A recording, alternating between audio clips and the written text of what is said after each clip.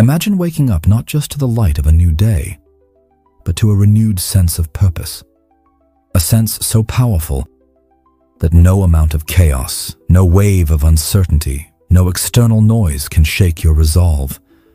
What if that clarity, that inner fire, wasn't a fantasy, but a practice, a discipline rooted in the wisdom of the ancients, preserved through centuries and more relevant now than ever before? Welcome to the Stoic path. In this part of our journey, we awaken the Stoic within you. We explore the foundational principle that underpins every other Stoic teaching, living in alignment with nature, or as Marcus Aurelius might have put it, living in accordance with your highest self. Let's begin. What does it mean to live according to nature? This isn't about walking barefoot through forests or drinking spring water from a stone cup. No. For Stoics like Marcus Aurelius, nature didn't mean trees and rivers. It meant essence, purpose, the true nature within. To live according to nature means to live in alignment with your unique role as a rational, moral being. To act in harmony with your virtues. To fulfill the reason you are here. And for Marcus Aurelius, that purpose wasn't something vague or philosophical. It was practical, daily, real. It showed up in how he led armies, how he resisted temptation, how he treated those beneath him with fairness, how he carried the immense burden of empire, and yet still sat alone with his journal at night to ask, did I live true today? Let's slow down for a moment and turn that question to you. What drives you at your core? What values do you return to when everything around you feels out of control? Because you see, in a modern world overflowing with content, noise, distractions, expectations, we've become strangers to our own purpose. Stoicism is not about detachment. It's about connection. Connection to your reason, your power to choose, your moral compass. Marcus Aurelius believed, as all Stoics did, that each human being had a unique function, a role in the greater whole. Just as a bee has its part in the hive, just as a seed must grow toward the sun, we too are here to fulfill something. Your purpose doesn't have to be grand. It just has to be real. So, how do we uncover this elusive thing called purpose? Not by Googling it, not by waiting for a lightning bolt, but by listening, watching, observing where your natural energy flows, what problems you feel drawn to solve, what people or causes ignite your spirit. That is the compass Marcus was talking about. Purpose is not a destination. It's a direction. It's a daily alignment. And it's also a practice. Each morning, Marcus asked himself, what am I here to do today? Not what do I want to do or what do others expect of me, but what is my role? What is my duty? In a world where many seek motivation through external rewards, money, applause, social status, Marcus teaches us to seek motivation in internal clarity. He wrote, "At dawn, when you have trouble getting out of bed, tell yourself, I have to go to work as a human being. What do I have to complain of if I'm going to do what I was born for, the things I was brought into the world to do?" These weren't just emperor thoughts. These were Stoic thoughts, words that apply just as much to you and me, no matter our status. Let's bring this even closer to home. Think of your daily actions, your rituals, your habits. Are they aligned with who you want to become? Or are you living in a way that slowly distances you from your potential? The Stoic life is a series of small, intentional alignments. Saying no to distractions, saying yes to quiet effort, resisting the lure of temporary comfort in favor of long-term fulfillment. This is where self-discipline is born. Not from forcing yourself to be strong, but from clarity of what you're here to do. So how do you apply this in a real modern life? Here's a simple daily ritual, adapted directly from Marcus. Morning purpose setting. When you wake, sit in silence for just 2 minutes. Ask yourself, what matters most today? What can I do today that aligns with my deeper goals? What distractions will I need to overcome? Midday realignment.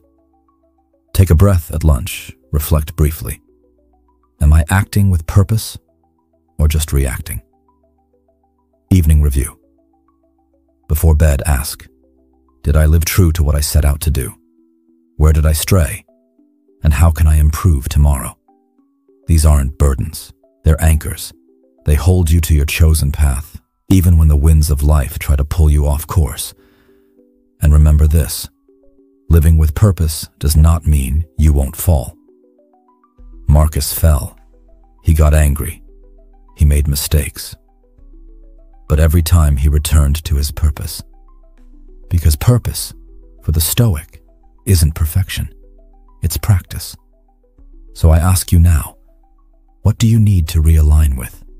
What does your nature call you toward? Who are you when all the noise fades? The Stoic path begins, not with a dramatic change, but with a choice, repeated daily, to live by what is essential. You don't need to be a Roman emperor to live like one. You simply need to wake up with purpose and return to it again and again. Because discipline without direction is wasted effort. But discipline fueled by purpose? That's unstoppable. This was just the beginning. In part 2, we'll explore the Stoic art of counting on yourself. How to build inner strength in a world that often encourages dependence. Until then, sit with what you've heard, reflect, and tomorrow, begin again. Let's begin with a question. When life collapses around you, who do you turn to? Who do you rely on? When the noise, the pressure, the disappointment becomes too heavy to carry? What if the answer was you? In this second chapter of our Stoic journey, we uncover a powerful, timeless truth. You are your most reliable foundation. Marcus Aurelius wrote, again and again, about the importance of turning inward, not to escape, but to find clarity, not to isolate, but to lead yourself, regardless of what others do. This is the Stoic art of relying on yourself, of building an inner strength that doesn't demand applause or permission or validation. And this practice is more essential today than ever before. We live in an age where opinions are abundant, where social media shouts louder than our own thoughts, where it's easier to seek guidance from the world than to sit with ourselves for 5 silent minutes. But the Stoics knew, the deeper your reliance on external systems for peace, strength, or identity, the more fragile you become. And the stronger your internal compass, the more resilient you are, regardless of the storm. Marcus Aurelius, one of the most powerful men in history, once said, "The impediment to action advances action. What stands in the way becomes the way." Notice what he didn't say. He didn't say, ask someone to fix it. He didn't say, wait for circumstances to change. He said, face it, use it, own it. This was not ego. It was accountability. And accountability to yourself is the birthplace of self-discipline. Think about it this way. Every time you break a promise to yourself, no matter how small, you chip away at your self-trust. Every time you say, I'll start tomorrow. Every time you blame someone else for your choices, every time you avoid responsibility, you're building a house on sand. But each time you follow through, each time you take ownership, each time you rely on your own strength, even imperfectly, you lay a stone. And over time, that becomes a fortress. So how can you begin to cultivate this Stoic self-reliance? Here are 3 powerful principles, straight from the Stoic playbook. 1. Separate what you control from what you don't. This is core to Stoicism.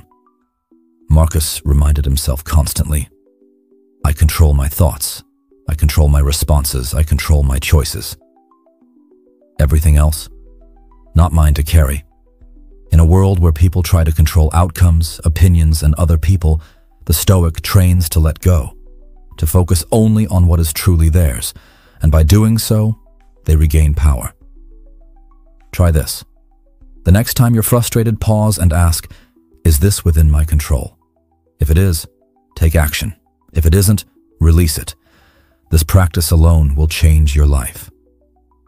2. Keep your word, especially to yourself. We often talk about integrity as being honest with others, but Stoic integrity starts internally. If you tell yourself you'll wake up at 6, do it. If you set a goal, pursue it. Not for anyone else, but to build self-trust. Marcus wrote not for his readers, but for himself. His journal, Meditations, was a reminder of the man he wanted to be. You can do the same. A daily page, a single line, a space to recommit to yourself without judgment, without perfection. It's not about never failing. It's about never abandoning the responsibility for your own mind. 3rd, let reason lead. The Stoic doesn't chase feelings. He honors them, but he doesn't let them lead. Marcus believed that within every human being lies a guiding principle, a rational mind, a still voice beneath the noise. When the world says panic, that voice says pause. When the crowd says react, that voice says reflect. To rely on yourself means to train this voice, to make your internal world stronger than the external one. That's what Stoic discipline really is. The courage to stand on your own 2 feet, even when everything else trembles. Let's acknowledge something. This isn't easy. Self-reliance is not a switch. It's a practice. And yes, it's lonely sometimes, but it's also powerful. Because when you know, truly know, that you can rely on yourself, you stop needing to be rescued. You stop waiting for the world to change so you can begin. You begin now. So how do you live this daily? Here's a small challenge for the next 24 hours. Don't complain. About anyone. About anything. If something needs to be fixed, fix it. If it's not yours to fix, let it go. Do what you said you'd do. Not to impress others, but to honor you. Even if it's small, especially then. When overwhelmed, retreat inward. Take 3 deep breaths. Ask, what is mine to do right now? Then do that. Nothing more. Marcus Aurelius ruled millions. Yet the only person he truly tried to master was himself. He knew, as every Stoic does, that self-discipline begins with self-trust, and self-trust begins with personal responsibility. Counting on yourself. No excuses, no blaming, just ownership. So today, make the quiet, powerful decision to become your own foundation. Let your actions align with your values. Let your discipline emerge from your clarity. And above all, know that the answers you seek are not out there. They're already within you. You just have to listen. In part 3, we'll explore the Stoic key to consistency, showing up every day. Why small, repeated action, not bursts of inspiration, builds a disciplined life. Until then, walk forward with steady steps and keep becoming. Let me ask you something simple, yet revealing. What did you do today to become who you want to be? Not in a week, not next month, today. This 3rd chapter of our journey through Stoic wisdom is about a principle so deceptively simple. It's often overlooked in a world addicted to hacks, shortcuts, and overnight success. The discipline of showing up every single day. Marcus Aurelius didn't wait for motivation to strike. He didn't wait for perfect conditions, approval, or applause. He simply showed up. Each morning, he reminded himself that nature called him to act, to work, to lead, to grow, not because he felt like it, but because that was his duty. And the truth is, that's your duty too. Here's a modern trap we've all fallen into. We get inspired for a few days. We start something, a habit, a routine, a plan. We go hard for 3 days, maybe even a week. But then life happens. Energy fades. We miss a day, then 2. Then the habit dies. And we blame ourselves, thinking we're lazy or broken. But we're not. We've just been sold the wrong idea that success is built on intensity. The Stoics knew better. They taught us that the true path to excellence, to discipline, to fulfillment, is consistency. Let's bring Marcus Aurelius back into the picture. He ruled over wars, plagues, betrayals, the immense burden of empire. And yet, he still made time to write, to reflect, to meditate on his own mind. Not once, not occasionally, every day. His journal wasn't a public work. It was a private practice. And it was there, in those quiet, repeated acts of self-inquiry, that his strength was forged. It wasn't the drama of his decisions that made Marcus great. It was the daily commitment to principle, even when no one was watching. Let's get practical. Showing up daily doesn't mean performing at 100% every time. It doesn't mean perfection. It means not quitting. It means doing something, however small, every day to honor your purpose. Consider this. If you want to write a book, don't aim for 2 chapters in one sitting. Aim for 1 sentence a day. And never miss. If you want to build strength, don't chase a perfect workout. Do 10 push-ups every day. Let it become your ritual. If you want to be more present with loved ones, you don't need a retreat. Give 5 minutes of undistracted presence today. Just today. When you show up daily, you're telling your mind, I am someone who follows through. I am someone who honors the work. And eventually, that becomes your identity. Marcus Aurelius wrote, "You have power over your mind, not outside events. Realize this, and you will find strength." And I'd add, you also have power over your effort. You can choose every single day to put forth something, even when you're tired, even when you're discouraged, even when no one else is doing it. Because discipline isn't what you do when it's easy. Discipline is what you do when it's boring, when it's hard, when it's invisible. And that's what Stoics trained for. So how do you begin building this habit of daily showing up? Try this. Shrink the goal. Make the task so small you can't say no. Then repeat it, daily, for a week, then a month, then a lifetime. Your ego will resist this. It'll want to go big, to crush it, to be impressive. But Stoicism isn't about ego. It's about steady excellence. It's about progress, not performance. Let me give you a simple Stoic daily practice.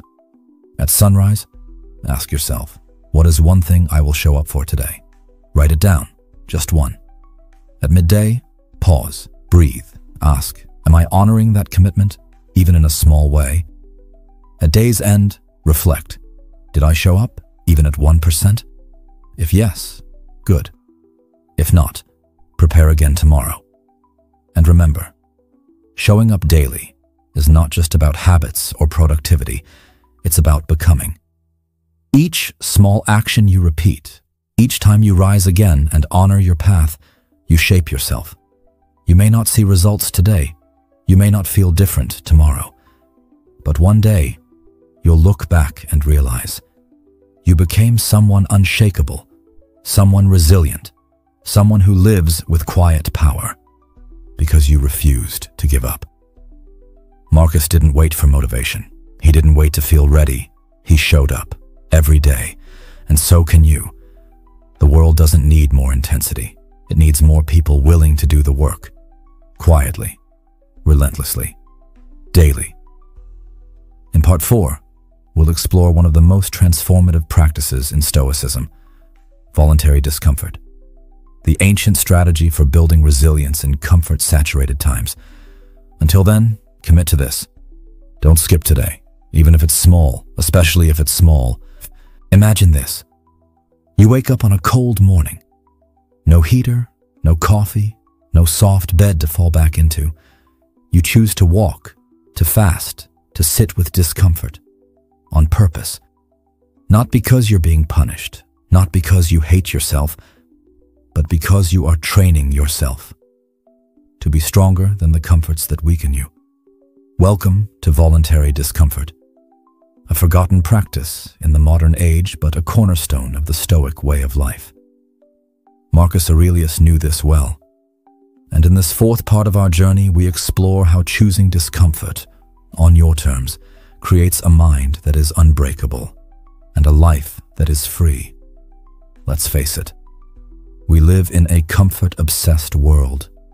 Soft beds, instant meals, 2-day delivery, one-click gratification. But here's the paradox. The more comfort you consume, the weaker you become. The less stress you experience, the more fragile your mind becomes when stress inevitably arrives. The Stoics knew this long before science confirmed it. Discomfort is not something to avoid. It's something to embrace. Not all the time, not recklessly, but deliberately, as a form of training. Marcus Aurelius, a man who could have lived in luxury, wrote about this again and again. Take it that you have died today, and your life story is ended. What follows is another, very different life, begun from this point. Don't hanker after what you don't have. Instead, fix your attentions on the finest and best that you have, and imagine how much you would long for these if they weren't in your possession. He fasted. He denied himself. He faced the cold. Not because he had to, but because he knew that true freedom comes from needing less. And you can begin this process today. So what is voluntary discomfort? It is the conscious choice to step outside comfort in order to prepare yourself for life's inevitable discomforts. You train the mind, you strengthen the will, you develop resilience, and in that process, you unlock a quiet power, a mental toughness that can't be bought, faked, or borrowed. Let's break this down into 4 powerful practices you can begin today. 1. Fasting. Not just for the body, but for the mind. The Stoics used fasting as a tool, not for weight loss, but for discipline. By going without food for a brief, intentional period, you confront the voice inside that says, I need comfort now. And you learn to respond, not yet. That moment of restraint builds self-mastery. You tell yourself, I can survive hunger. I can endure without pleasure. I am not ruled by my cravings. Try it. Start with 12 hours, then 16th. Observe your thoughts. Train your focus. 2. Cold exposure. The ancient wake-up call. Cold showers, a walk in the rain, a swim in the ocean. These aren't punishments. They're practice grounds for willpower. Marcus didn't have modern comforts, but he understood this instinctively. Expose yourself to the elements, and you sharpen your edge. The cold teaches you this. You can feel fear and still act. You can feel discomfort and still breathe. You can face pain and still remain present. You stop fearing what is unpleasant, and that is true freedom. 3. Simplicity, choosing less, on purpose. The Stoics weren't minimalists for aesthetics. They did it to focus the mind. Too many choices, too many possessions, too many distractions. They drain your energy and cloud your judgment. Voluntary discomfort can be as simple as wearing the same outfit for a week, sleeping on the floor once a month, eating plain meals for a few days. Every time you say, this is enough, you push back against a society that whispers, you always need more. You become content, and contentment is power. 4. Digital withdrawal, reclaiming your attention. The greatest discomfort of our time might just be boredom, silence, stillness.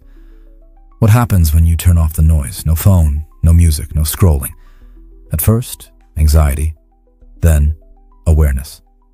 Eventually, clarity. Marcus didn't face iPhones, but he faced distraction. He knew the antidote. Retreat within. Find the stillness beneath the surface. Try this. Unplug for 1 hour, then 2, then a whole day. Use that space to read, walk, or reflect. Let your brain detox from stimulation and reclaim your capacity for focused thought. Now here's the key. Voluntary discomfort is not punishment. It's a gift to your future self. It says, I care about the person I'm becoming. I won't let comfort seduce me into weakness. I will meet pain before pain meets me, and I will be ready. Because here's what life guarantees. You will face hardship, loss, grief, fear, difficulty. The question is, will you be ready? The Stoic doesn't wait for the storm to build strength. He trains in calm weather. So start small. Skip a meal and observe your mind. Take a cold shower and breathe through the shock. Say no to comfort, just once today. And remind yourself, you are training. You are building resilience. You are choosing strength over softness, discipline over desire, freedom over dependence. This is not about being harsh, it's about being ready. Marcus Aurelius didn't fear adversity because he trained for it long before it arrived. So can you. Discomfort is not your enemy, it's your teacher. And when you lean into it, you awaken a deeper self, one that cannot be broken. In Part 5, we'll explore the Stoic foundation for calm in the chaos, the dichotomy of control. A lesson that has saved thousands from anxiety, stress, and emotional collapse. Don't miss it. Until then, choose discomfort and build a mind that cannot be moved. Right now, take a breath. Whatever is weighing on you, whatever is buzzing in your head, ask yourself one thing. Is this within my control? If not, let it go. If yes, take action. That, in its most powerful form, is the dichotomy of control, one of the foundational ideas in Stoicism. And in today's chapter, we go deep into this timeless principle, not as an abstract idea, but as a liberating, life-altering practice. Because here's the truth. You are carrying too much. Worrying about things you can't influence, stressing over opinions you can't change, fighting battles that were never yours to fight. And it's time to stop. Let's go back almost 2,000 years. Marcus Aurelius. Amidst war, disease, betrayal, and political chaos, still found peace, still found clarity. How? Because he reminded himself every day, there are things I control. There are things I don't. My job is to focus on the first and release the second. He wrote, "You have power over your mind, not outside events. Realize this, and you will find strength." This is the dichotomy of control in action, and it might be the most powerful stress management tool in history. Let's break it down. There are only 2 categories of things in your life. Category 1, things you can control. Your thoughts, your choices, your habits, your reactions, your values, your effort. Category 2, things you cannot control. Other people's opinions, the past, the future, the weather, the economy, the news, your body aging, whether others approve of you. Once you understand this, you can live in peace, because freedom is not the absence of problems. It's the presence of clarity. Let's get practical. Here are 3 powerful ways to apply this principle every day. 1. Control your inputs, not the outcomes. Imagine this. You study hard, you prep deeply, you give your all, but the job doesn't come. The client says no, the effort is ignored. What now? The Stoic says, I did what I could. I gave my best. The rest was never mine. Detach from the result. You control the input, not the outcome. That's peace. That's power. Ask yourself every day, did I show up fully? If the answer is yes, that's success, no matter the result. 2. Respond. Don't react. People will insult you. They'll betray you. They'll misunderstand you. The Stoic doesn't deny this. He simply says, that's not mine to carry. You can't control what people say, but you control whether it becomes a trigger or a teacher. Marcus Aurelius said, choose not to be harmed, and you won't feel harmed. Don't feel harmed, and you haven't been. It's not just a quote. It's a superpower. Next time someone tries to get under your skin, pause. Breathe. Ask, is this worth my peace? Because your reaction is always yours to own. 3. Refocus on the inner citadel. The Stoics spoke of something powerful. Your inner citadel. A place within you that can never be breached. No matter what life throws at you, you can return to this place. This is where your virtue lives, your wisdom, your courage, your discipline. When everything outside is chaos, anchor into the only thing truly yours, your character. Not your reputation, not your achievements, not your possessions, but your values, your response, your integrity. Marcus didn't seek to control Rome. He sought to control himself, and in doing so, he influenced an empire. Now, how do you begin using the dichotomy of control in your life? Start simple. Every morning, ask, what do I control today? Write down 3 things, then ask, what am I worried about that I don't control? Write them down. Then, cross them out. Let them go. At night, reflect. Did I focus on what was mine to handle, or did I waste energy on shadows? Over time, this habit becomes a filter, helping you protect your energy and master your mind. Here's the secret most people never learn. You don't need to control the world to find peace. You only need to control your focus. And when you finally stop fighting what you can't change, you reclaim all the energy you've been wasting. You stop spiraling. You stop fearing. You stop depending on chaos to settle down before you can be okay. Instead, you carry calm with you. That's what the Stoics taught. That's what Marcus lived. And that's what you can begin to embody today. So remember, let go of what you can't control. Double down on what you can. That's how you build a mind like a fortress and a life of true, unshakable peace. In part 6, we arrive at the final and perhaps most important principle, daily reflection, the Stoic ritual for self-mastery, the practice that transformed emperors and will transform you. Until then, don't try to control everything, just control you. And that is enough. Before we close the day, before sleep takes us into another world, there is one last act, one last ritual, one last moment that can change everything. It is the Stoic practice of daily reflection. Simple, quiet, radical, transformative. It's not a chore. It's not about guilt. It's not about judging yourself. It's about learning from your own life. It's about looking inward with clarity, honesty, and grace. And Marcus Aurelius practiced it every single day.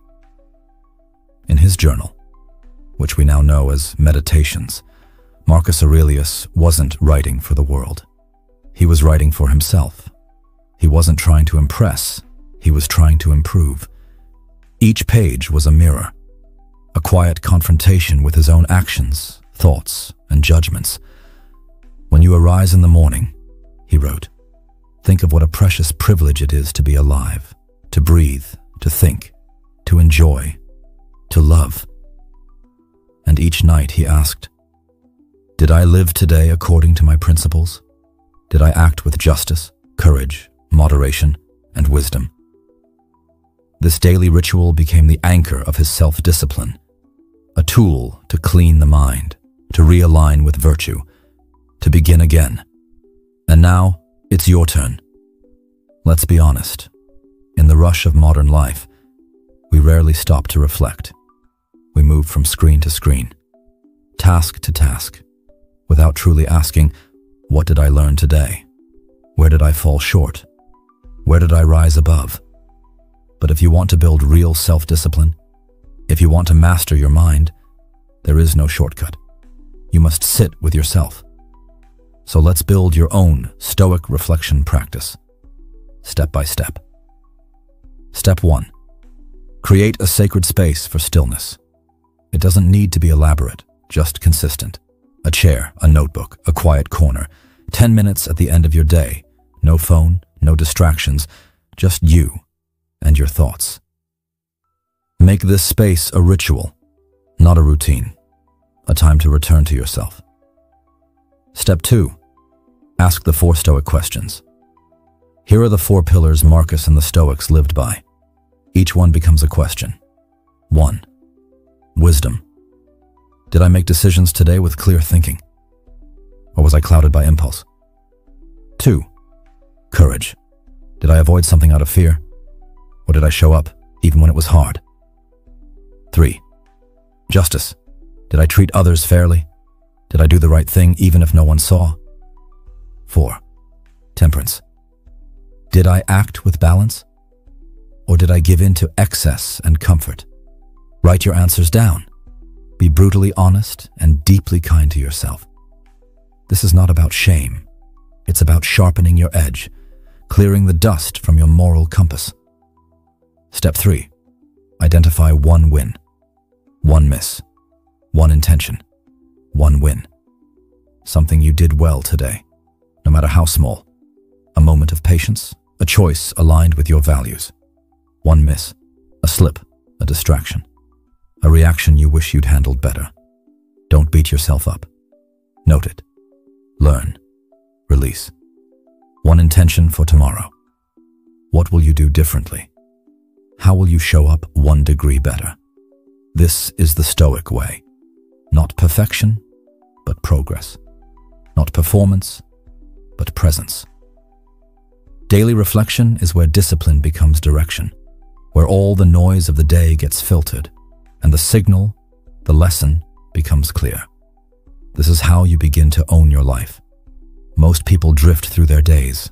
The Stoic reviews them, learns from them, and redirects. And over time, this habit builds a kind of moral muscle memory. You start catching yourself in the moment because you've reviewed that moment before. You start living with more intention because you've taken time to see what matters. Marcus Aurelius was not a man without flaw. He was a man committed to growth.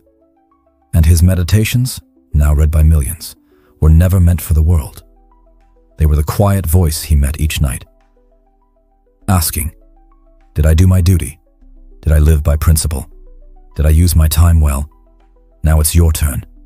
Tonight, before sleep, ask yourself, where did I show strength? Where did I slip? What can I do better tomorrow? Then, forgive, reset, start again. Because that is the Stoic path. Not to be perfect, but to be present, to keep striving, to never waste a day, to live intentionally. Thank you for walking this journey with us. Over these 6 principles, we've uncovered not just Stoic philosophy, but a blueprint for disciplined living. You've learned how to find your purpose, rely on yourself, show up consistently, embrace discomfort, control what you can, reflect with honesty. These aren't just ideas, they're invitations to become the kind of person Marcus Aurelius was striving to be, the kind of person the world needs more of, the kind of person you already are becoming. So go forward, live deliberately, reflect daily, act with courage, speak with integrity, stand in stillness when the world shakes. Be the calm, be the fire, be the stoic. And remember, every day is a new chance to write your own meditations. Thank you for watching, and as always, keep living intentionally and wisely.